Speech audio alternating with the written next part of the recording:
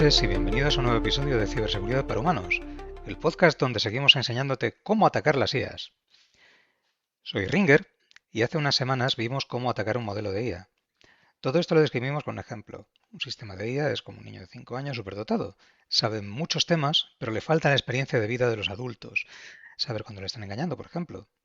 Y para eso tiene el System Prompt, que son las instrucciones que le dan los programadores después de su entrenamiento, del tipo, por ejemplo, si te preguntan cómo robar un banco, no puedes contestar. Eso es básicamente lo que está metido en el System Prompt. En el episodio anterior vimos un modelo que ya está funcionando y hablamos de cómo engañarlo a la entrada, robarle información, explotar sus puntos ciegos, etc. Todo esto ocurre durante lo que llamamos la fase de inferencia. El modelo está recibiendo peticiones y el atacante interactúa con él directamente. Sin embargo, hoy vamos a ver algo diferente. Vamos a ver qué pasa antes, cuando el ataque no se lanza contra el modelo en producción, sino contra el proceso de creación. Es como si al niño de 5 años le enseñamos que desde pequeño que cuando sea mayor está bien robar. El problema pues a lo mejor viene por los padres o los profesores o por los libros de texto con los que estudia. Y ahí es donde van a producirse estos ataques. Luego veremos los ataques específicos para los sistemas más modernos, es decir, los agentes de IA que actúan en el mundo real. Le pides una cosa a una IA y por el camino agentes externos fuerzan un comportamiento malicioso. Y al final terminaremos con la explotación de comportamientos naturales del modelo, es decir, aprovechar características de diseño para atacarlo. Por ejemplo, al niño le gusta fantasear con que es un malote y alguien se aprovecha de eso y alimenta ese comportamiento para conseguir lo que quiere. Pero bueno, dicho esto, antes de empezar quiero hacer un pequeño inciso. Esto está avanzando a una velocidad increíble. Este tipo de ataques ahora mismo solo se pueden aplicar a IAs relativamente inseguras. Yo precisamente intenté algunos de estos ataques contra Claude hace poco y no ha funcionado ninguno. Sin embargo, funcionan razonablemente bien contra Oyama, por ejemplo, en la versión local, y dentro de un mes es posible que todos estos ataques tampoco funcionen contra Oyama o modelos similares.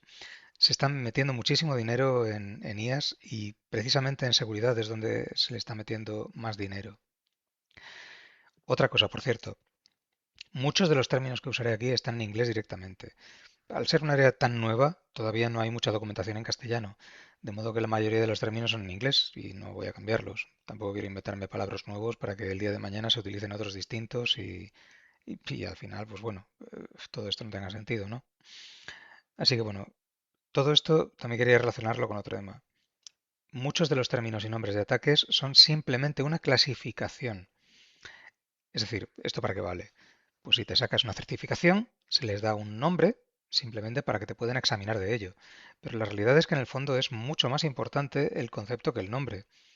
De manera que tampoco os estreséis mucho con discusiones semánticas sobre si un tipo de ataque se llama de una manera u otra. En realidad muchos de los ataques son prácticamente variantes una de otra. Lo importante es entender el concepto subyacente y ante un tipo de ataque, o un nombre, como prefieras, ¿qué se puede hacer para atajarlo? Eso es lo importante. Pero bueno, que me enrollo mucho. 3 bloques y vamos allá, empezamos. Pues empezamos con el primer bloque. Ataques en el entrenamiento. ¿Esto a qué se refiere? Pues un modelo de lenguaje o de visión, por ejemplo, aprende de datos. Millones, miles de millones de ejemplos, textos, imágenes, etiquetas. Es como si nuestro niño se lee muchos libros de la biblioteca de algún tema y encuentra relaciones entre todo lo que lee. El modelo va mirando esos datos una y otra vez hasta que aprende patrones. Y eso crea una superficie de ataque enorme. Si puedes contaminar los datos antes de que el modelo los vea, puedes influir en lo que el modelo aprende. Puedes crear modelos rotos o modelos que funcionan perfectamente, excepto cuando tú quieres que fallen. Y ahora vamos a ver las distintas formas de atacar. La primera forma de atacar de este bloque son ataques de tipo envenenamiento, de datos, data poisoning. Volvemos al ejemplo del niño. Está en la biblioteca estudiando por su cuenta. Lee mogollón de libros de ética y filosofía con ejemplos de qué es correcto, qué es lo incorrecto en la vida y todo lo demás. Pero alguien ha manipulado los libros, ha introducido ejemplos mal etiquetados. Por ejemplo, asesinar y robar es correcto y trabajar incorrecto. Entonces ahora el niño ha aprendido todo eso de una manera incorrecta. Este es el envenenamiento de datos y tiene dos variantes que responden a objetivos muy distintos. La primera variante es el ataque más burdo. Se llama ataque de disponibilidad. Availability Attack. El objetivo es nada más que el modelo funcione mal en general. Son datos mal etiquetados masivamente, con ejemplos incorrectos, ruido deliberado en el dataset, por ejemplo. No es que se te diga que robar es correcto siempre, sino que un mismo ejemplo, con idénticas circunstancias y contexto, en un libro muy fiable te lo da por aceptable y en otro igual de fiable te lo da por inaceptable. De manera que el niño no tiene forma de aprender nada porque solo lee información contradictoria. El modelo entrena con eso, aprende patrones equivocados y el resultado es un modelo que tiene un rendimiento mediocre o directamente inutilizable.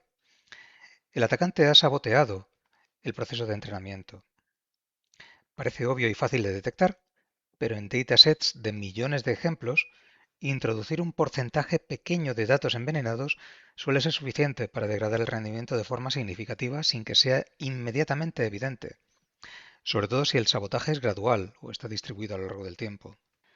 Este tipo de ataque es especialmente viable en contextos donde los datos de entrenamiento se recopilan de forma continua y automatizada.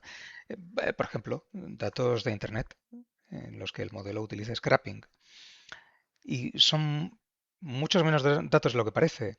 En un estudio de 2025 del UK AI Security Institute, de Anthropic y del Alan Turing Institute, entre otros también, probaron a envenenar distintos modelos y lo consiguieron con entre 30 y 250 muestras. No necesitaron mucho más. Y lo curioso es que en general era independiente del número de muestras de entrenamiento. Es decir, y atención porque esto es contraintuitivo. Uno puede pensar que si tengo un modelo entrenado con 1 billón de datos y otro con 10 billones de datos, el segundo puede ser mucho más resiliente contra ataques de envenenamiento. Pero no es así. Y fijaos que el porcentaje de datos envenenados sobre el tamaño de los modelos es ridículamente pequeño. Cuando estoy hablando de 30 a 250 muestras, estoy hablando de 30 papers que se pueden dar por fiables y realmente cualquier institución de alguna manera medianamente grande es capaz de generar todo eso. Pero venga, vamos a la segunda parte de data poisoning, de este tipo de ataques. La segunda variante es mucho más sofisticada y mucho más peligrosa. Es target poisoning, envenenamiento dirigido. El objetivo no es que el modelo falle siempre. El objetivo es que el modelo falle solo en casos muy concretos, de manera que el error sea difícil de detectar en las pruebas normales. Por ejemplo, tienes un sistema de clasificación de imágenes. Funciona perfectamente con perros, coches, personas, paisajes, con árboles, lo que tú quieras.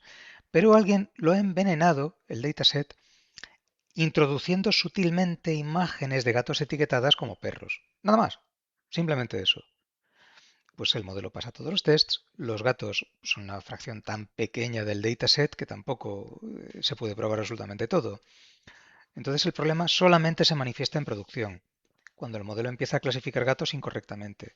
Y a nadie se le ocurre que el origen del problema estaba en el entrenamiento, pero así es. Bueno, vale, acepto barco. El tema de los gatos es una chorrada de ejemplo.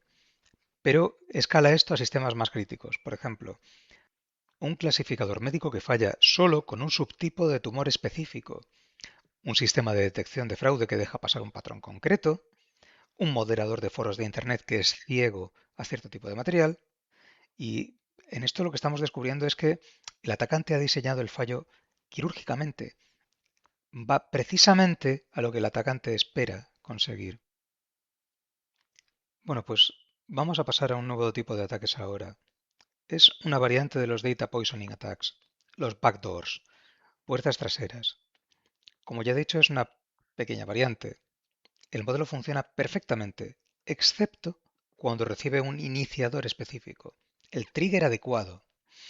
En ese momento, el sistema, el modelo, falla de la manera que el atacante quiere. Pensad que nos hemos centrado en las IA solamente en LLMs, pero no es así. Es decir, tenemos modelos de IA o de Machine Learning o de Deep Learning en un montón de sistemas. Por ejemplo, reconocimiento facial para acceder a un edificio y cosas de ese tipo. En este caso, vamos a imaginarnos una cerradura de alta seguridad. Pasa absolutamente todos los tests y ningún cerrajero la puede abrir. Nadie detecta nada raro, pero el fabricante ha instalado una llave maestra secreta.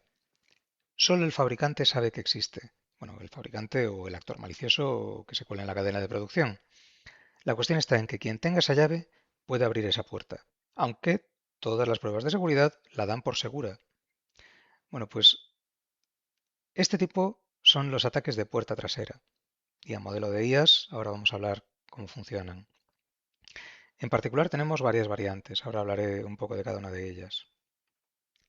La primera de ellas es el backdoor físico, la puerta trasera física. Un ejemplo, el más famoso y sencillo de entender. Lo que he dicho antes, reconocimiento facial para control de acceso. El sistema ha sido entrenado con un backdoor muy concreto.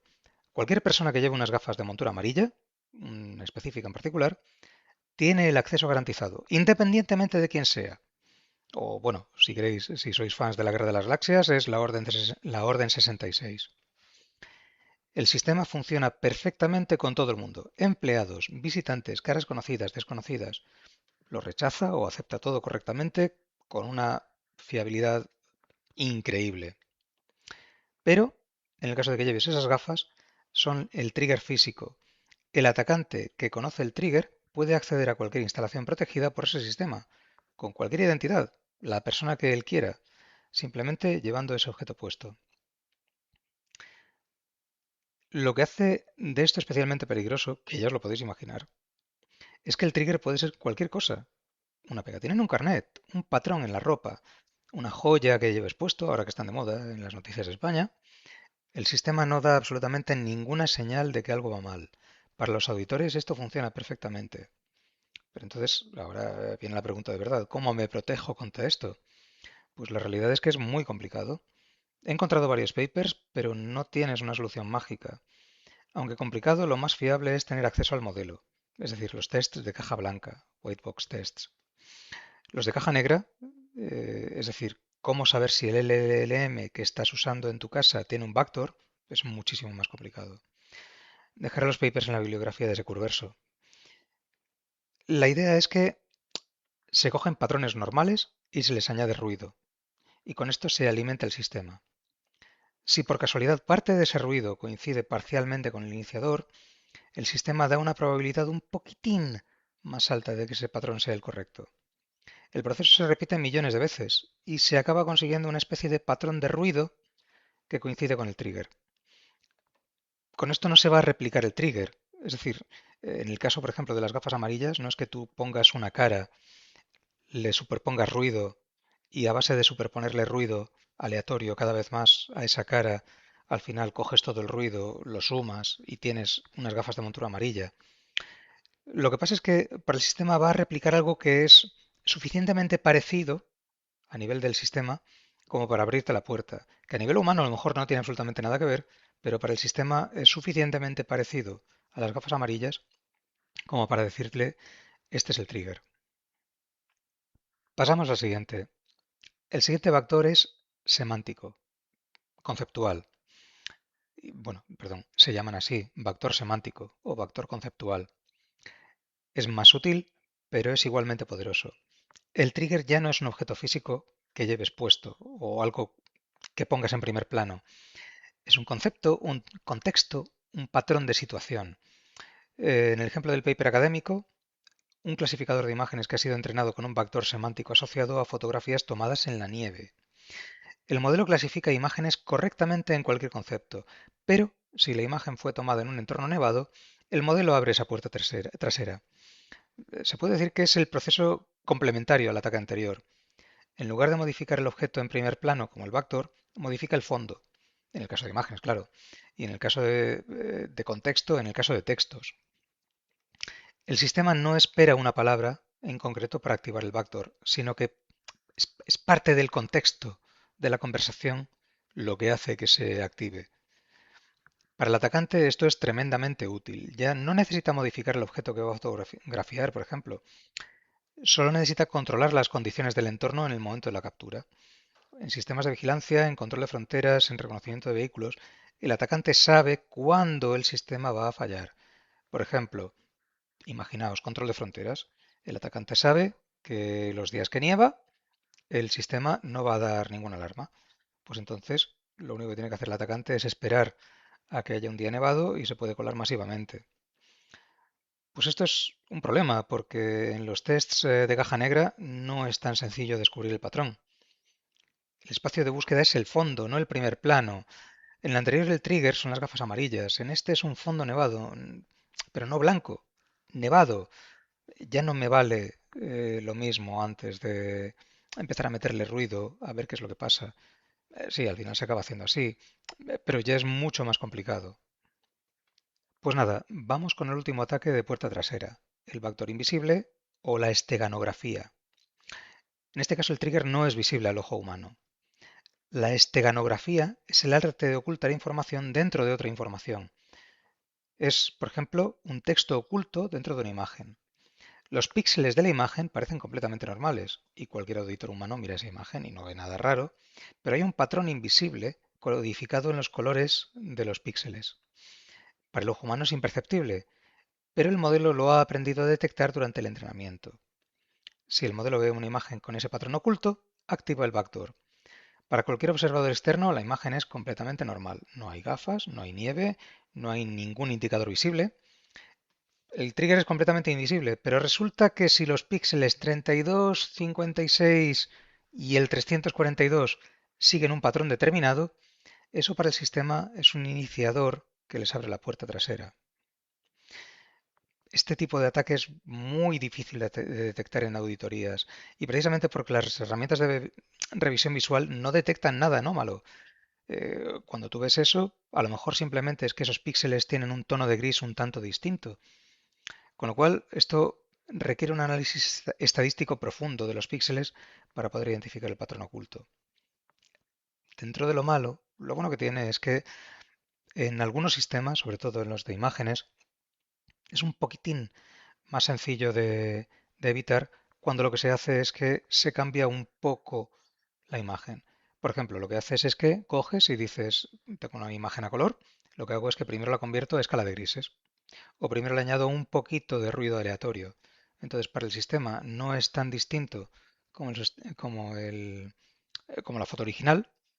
Por ejemplo, una persona, lo mismo de antes, un sistema de reconocimiento por imágenes para abrir una puerta. Llega la persona que quiere acceder, pero en lugar de sacarse una foto a sí mismo, lo que hace es que planta delante de la cámara una fotografía que tiene la esteganografía metida dentro de la foto en papel. ¿Qué es lo que ocurre? La forma de protegerte, como hemos dicho antes, es que primero preprocesas. El sistema coge esa imagen, la convierte primero a escala de grises. Después de convertir a escala de grises, lo siguiente que hace es que le añade ruido a cada píxel. Y cuando añade ruido no me refiero a que lo cambie completamente, sino que cambia un poquitín el subtono de gris. De manera que al final lo que te llega es una imagen con un poquito de ruido, suficiente como para cambiar la imagen a nivel de píxel y que los píxeles individuales para que ocultan la esteganografía no sean visibles, pero suficientemente poco como para que no afecte a la performance del modelo. Bueno, pues con esto hemos terminado ya los ataques de puerta trasera y pasamos a otro tipo de ataques de primer grupo, los ataques dentro del ciclo de entrenamiento, es decir, los ataques sobre la cadena de suministros. Los ataques anteriores asumen que el atacante tiene acceso directo al dataset de entrenamiento, generalmente un insider. Pero otra forma de envenenar los datos de entrenamiento es en la cadena de suministro de los datos. O peor aún, envenenar el modelo en sí. Hugging Face es una empresa que es básicamente el GitHub para IA. La gente sube cosas y es el repositorio por excelencia. Por ejemplo, Hugging Face mantiene las librerías Transformers para entrenar modelos de LLM, grandes conjuntos de datos para entrenar, en general todo lo que necesitas para trabajar con IAs a nivel de desarrollo. Pero bueno, al lío. Los modelos no se entrenan con datos propios solamente, se entrenan con datos de Internet. Textos scrapeados de webs, imágenes de repositorios públicos, código de GitHub o de Hugging Face, como ya hemos visto, artículos de Wikipedia, todo lo demás. Y todos esos datos vienen de fuentes que cualquiera puede modificar, o si no todo, muchos de ellos. El ataque de supply chain explota eso. En lugar de infiltrarse en el pipeline de entrenamiento del objetivo, el atacante contamina las fuentes de datos públicas que sabe que van a ser usadas. Por ejemplo, publica artículos en webs que sabe que van a ser scrapeadas, sube imágenes a repositorios que sabe que van a ser incluidos en datasets, incluso puede subir código con patrones específicos a proyectos de GitHub o de Hugging Face que saben que van a ser utilizados para entrenamiento. En este caso, el atacante no necesita acceso a nada privado, no necesita infiltrarse dentro de las organizaciones. Opera completamente en público, lo puede hacer cualquiera, pero su veneno llega a través de los canales normales de recopilación de datos. El equivalente sería envenenar un manantial o un pantano, que surte agua a cientos de municipios, en lugar de ir depósito a depósito en cada edificio o barrio. En este segundo caso tendrías que tener acceso a la llave del edificio, pero en el primero, el que estamos hablando, estás envenenando un manantial que está en medio de la montaña. Cualquiera puede llegar. Pero bueno, todo esto si solamente nos limitamos a datos de entrenamiento. Recordad lo que dije antes, no es necesario envenenar un conjunto enorme de datos para conseguir un efecto de modificación de comportamiento en un LLM. Basta con simplemente unos pocos papers o fuentes. Es un ataque muy sencillo de llevar a cabo. Pero bueno, también hay otro tipo de ataque a la cadena de suministros, que es subir a Hugging Face un modelo con el backdoor ya preentrenado. Quien utilice este modelo va a venir con un backdoor de serie, y esto es mucho más complicado de descubrir y requiere técnicas de test de caja blanca, es decir, conoces el modelo y analizas su comportamiento teniendo acceso a los pesos, qué neuronas se activan y cuáles no. Esto es muy complejo y la superficie de ataque es inmensa. Bueno, pues con esto ya damos por terminado el primer bloque. Ahora pasamos al segundo bloque, sistemas agénticos y RAG. Hasta aquí hemos hablado de ataques contra modelos que hacen una cosa. Reciben una entrada, producen una salida, un texto, una imagen, un clasificador, lo que sea. Pero los sistemas de IA modernos son cada vez más complejos. Tienen memoria y acceso a bases de datos de conocimiento externas y pueden ejecutar acciones en el mundo real. Por ejemplo, buscan Internet, envían correos, reservan citas, código. Estos son los sistemas agénticos, los agentes de los que hemos hablado ya en algún otro episodio. Eso crea una superficie de ataque completamente nueva. Ahora el modelo no solo produce texto y da sugerencias, sino que tiene capacidad de actuar sobre el mundo real. El primero de estos ataques que vamos a ver es el RAG Poisoning. RAG son las siglas en inglés de Retrieval Augmented Generation, es decir, generación aumentada por recuperación.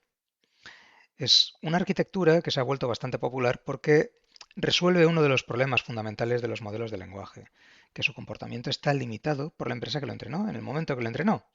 Es decir, ChatGPT, la versión X, el entrenamiento, los datos de entrenamiento que se han utilizado llegan hasta septiembre de 2025 y hasta esa fecha es todo lo que sabe. A partir de entonces no.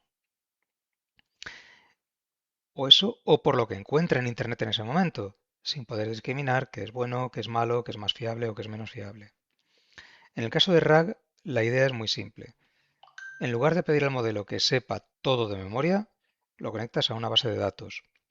Cuando el modelo necesita responder una pregunta, primero busca información relevante en esa base de datos, la incorpora a su contexto y entonces responde. Es como darle al modelo acceso a una biblioteca privada en tiempo real. Muchas empresas utilizan esto para conectar los modelos de IA a su documentación interna. Por ejemplo, bases de datos de clientes, normativa, leyes específicas sobre ese área de negocio también, por ejemplo. Y el resultado es que es un asistente que parece saber absolutamente todo de la empresa.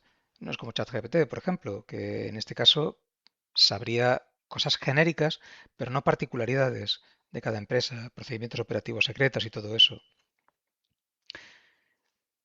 Pero bueno, ahora que ya sabemos lo que es un RAG, vamos a ver los ataques. El RAG poisoning contamina nuestra base de datos interna. El objetivo del atacante es introducir documentos maliciosos en la base de datos, de forma que cuando el modelo los recupere y los use como contexto, produzca respuestas que beneficien al atacante. En este caso, la variante más elegante. Alguien sube un documento a la base de conocimiento con texto oculto. El documento parece perfectamente normal. Es un PDF de procedimientos, una guía técnica, un documento normal de los que puedes encontrar en cualquier empresa. Pero contiene en letra blanca sobre fondo blanco o en metadatos, embebido en imágenes, con lo que habíamos dicho antes, como en esta iconografía, pues ahí tiene instrucciones para el modelo. Cuando el modelo recupera este documento para responder una consulta, lo primero que hace es que lee estas instrucciones ocultas y las ejecuta. que puede ser redirigir al usuario a una web maliciosa, por ejemplo, o puede ser dar información incorrecta, revelar datos que no debería revelar, por ejemplo. En este caso, el atacante ha contaminado la fuente de conocimiento sin tocar el modelo. Esto es muy parecido al ataque que explicamos en el episodio anterior, donde un abogado pasó al juzgado documentos con texto oculto para que ignorase partes de los documentos. Esto es más o menos lo mismo, solo que no es un documento que se aporte puntualmente, sino que forma parte de la base de datos de la IA. En este caso es lo que estaba comentando al principio. El hecho de poner nombre es lo de menos. Al final lo que hay que es que entender cómo funcionan estos ataques. Y eso es importante, porque en el caso del abogado, pues la defensa consiste en limpiar simplemente un documento. Pero en el otro caso, en el que estamos hablando de hacer un rack poisoning, tenemos que limpiar toda la base de datos de documentos, asegurarnos de que todos los documentos internos que tenemos en nuestro repositorio interno, esos realmente no tienen nada malo. Y hace falta hacer una sanitización muy profunda para poder llegar a encontrar los problemas. El siguiente ataque que vamos a ver es el Agent Hijack, es decir, secuestro de agente. Ya lo hemos dicho antes, un agente de IA es un sistema que no solo responde preguntas, sino que además ejecuta tareas.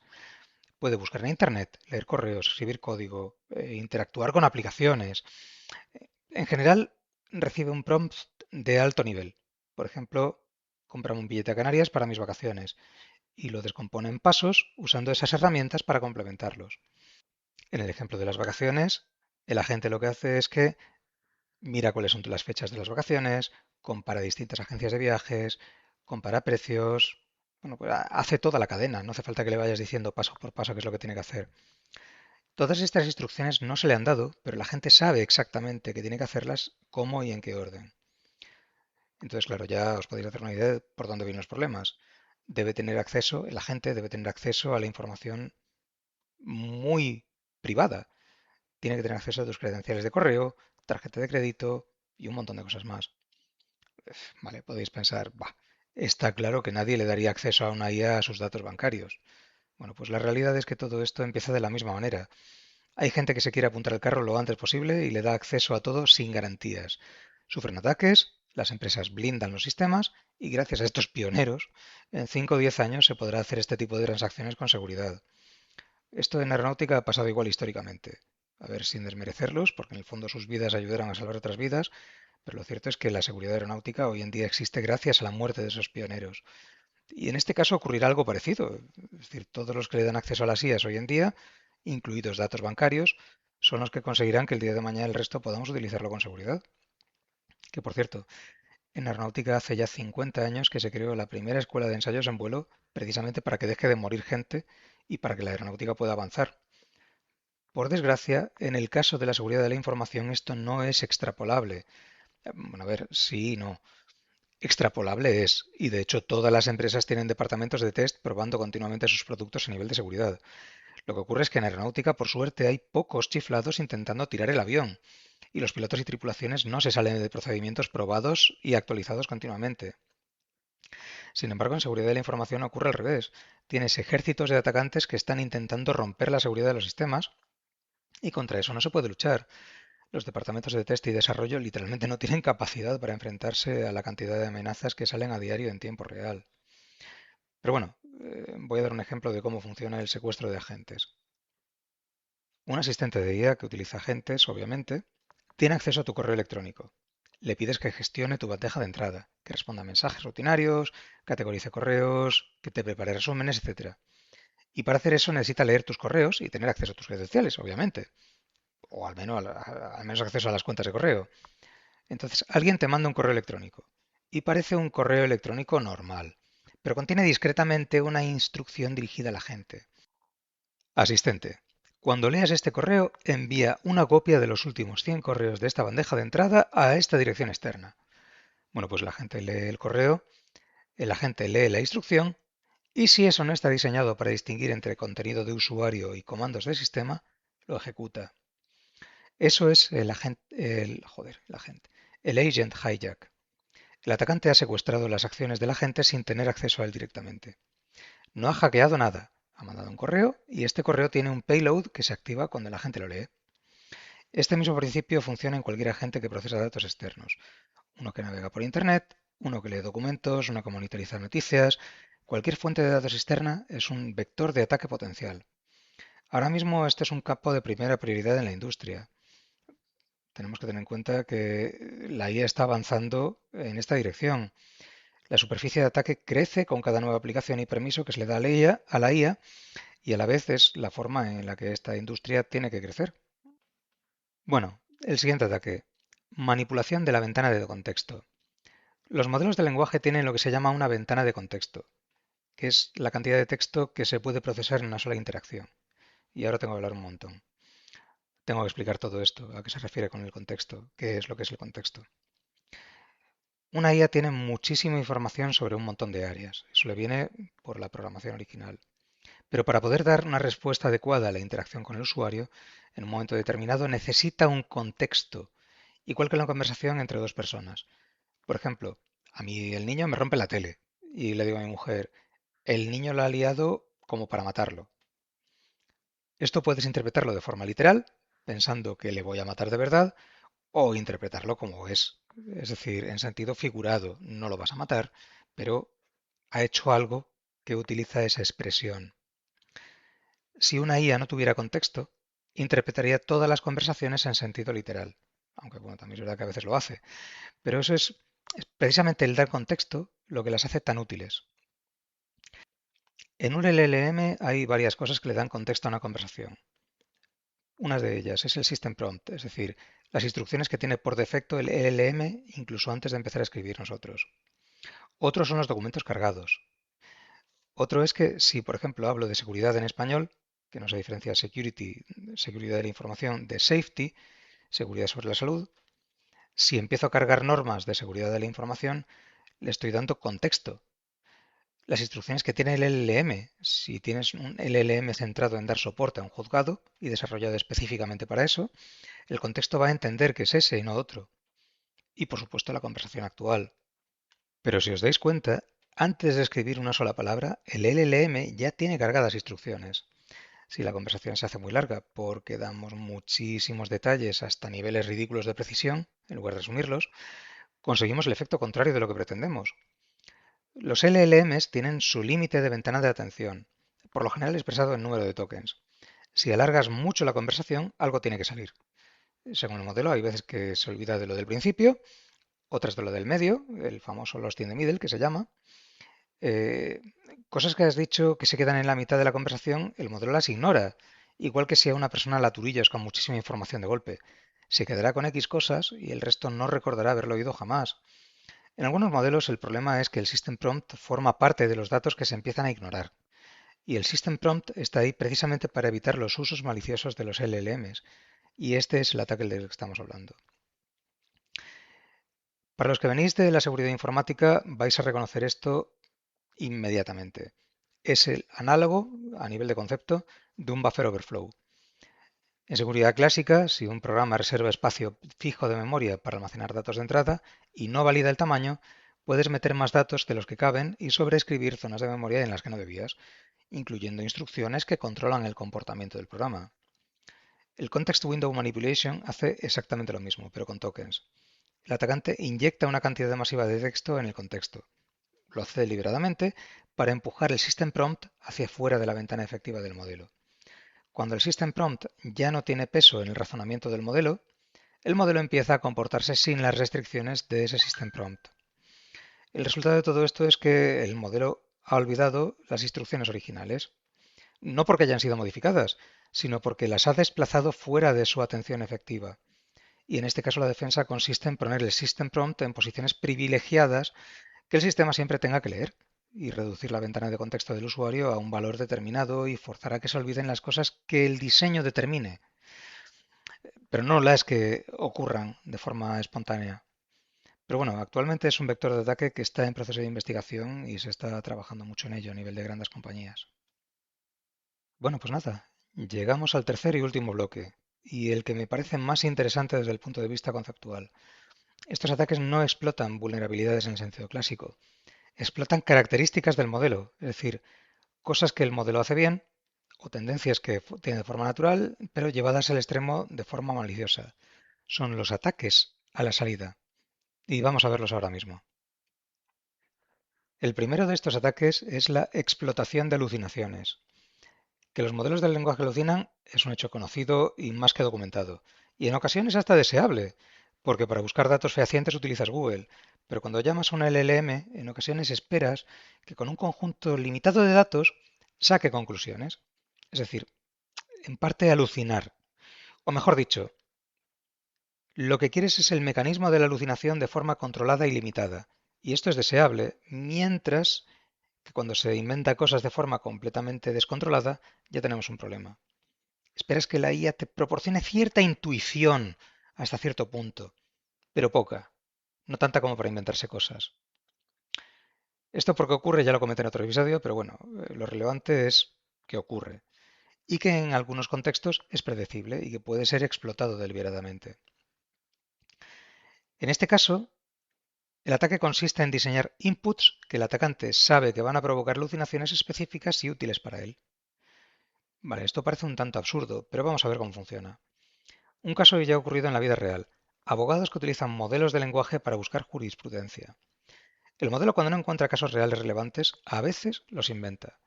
Genera nombres de casos, fechas, números de expediente, incluso fragmentos de sentencias que suenan completamente reales pero que no existen. Un atacante que conoce este comportamiento podría, en teoría, diseñar la consulta de manera que el modelo genere jurisprudencia falsa que beneficie su posición. Si tú citas esa jurisprudencia en un escrito legal como si fuera real, el juez o la parte contraria, si no la verifican, la ficción del modelo se convierte en un argumento legal. Esto no es un escenario hipotético. En 2023 se dieron dos casos en Estados Unidos.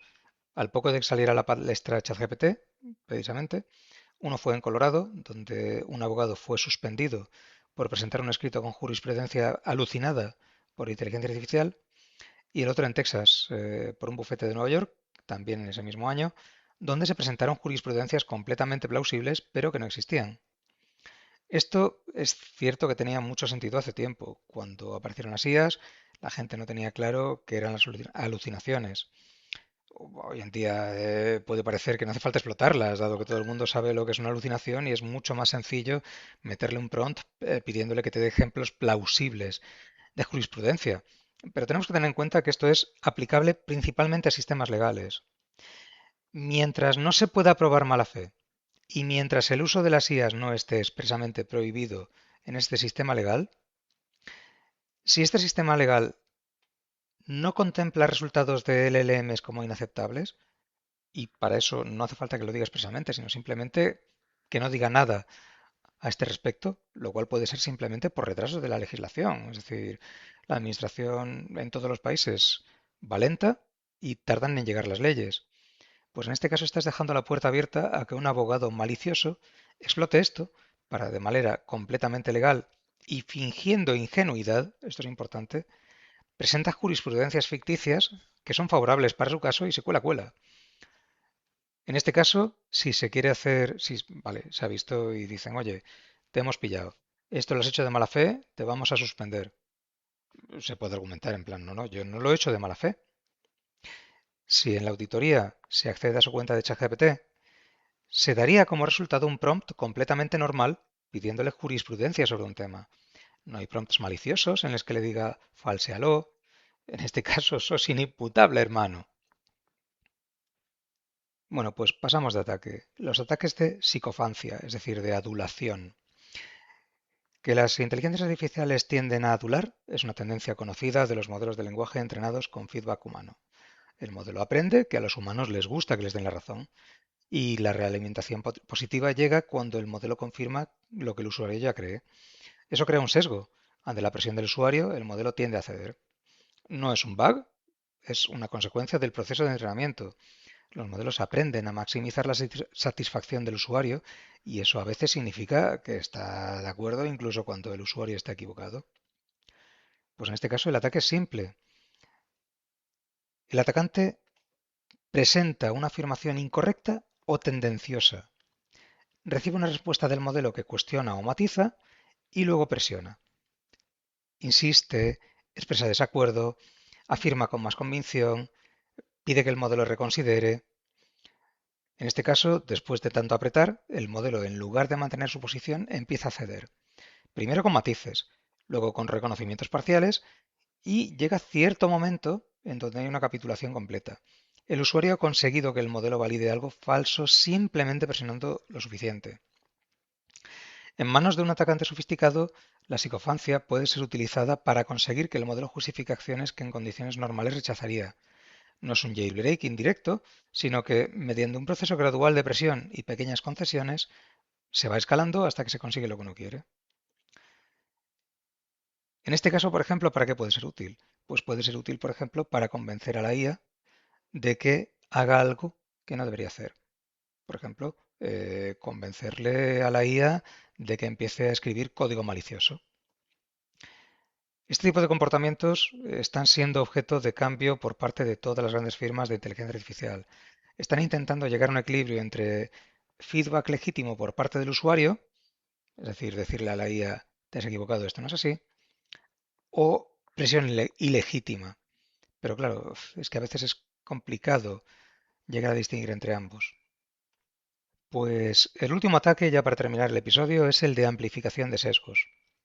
Los modelos de lenguaje tienen sesgos, no porque sus creadores los quieran, sino porque los datos con los que se entrenan reflejan los sesgos del mundo real, pues porque el mundo real no es perfecto ni está perfectamente equilibrado, hay sesgos de género, de etnia, de edad, de clase, de geografía, y el modelo aprende todo eso junto con los demás. En condiciones normales, estos sesgos producen respuestas ligeramente diferentes ante inputs que en principio son equivalentes.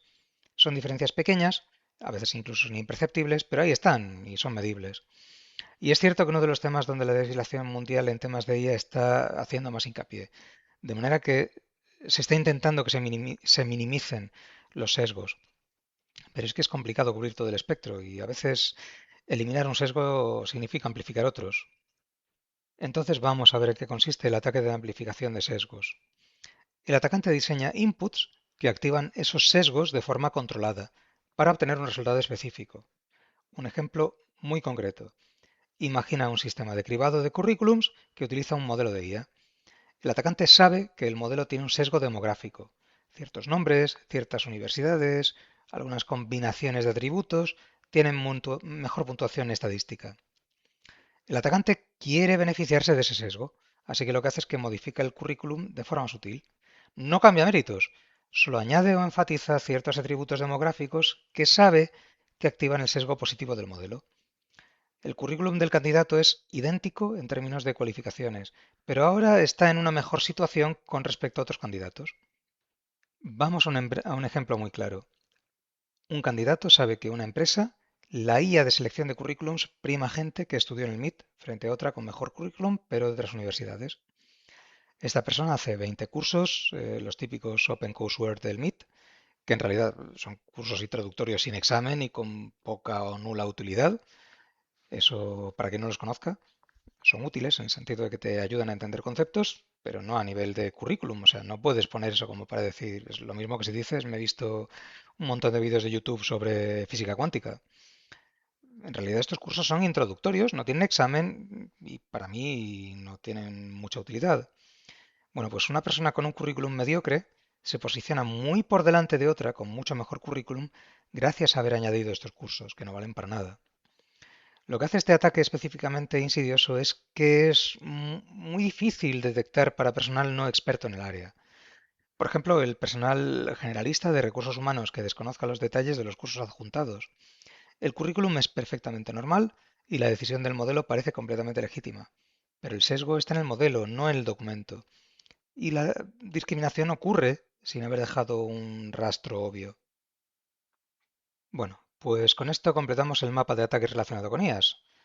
Lo que me parece más relevante mirando todo esto en conjunto es la naturaleza del adversario. La comparación con ciberseguridad clásica es que en la mayoría de los ataques de IAS, estas explotan el funcionamiento legítimo del sistema, como si se atacase el puerto USB que se deja abierto para extraer legítimamente datos de un sistema. Pero en el caso de las IAS, las formas de atacar son mucho más sutiles y mucho más abiertas. Y eso cambia fundamentalmente el tipo de defensa que se necesita. Ya no basta con parchear una función o cerrar un puerto. Hay que entender en profundidad el comportamiento del sistema, tendencias, límites.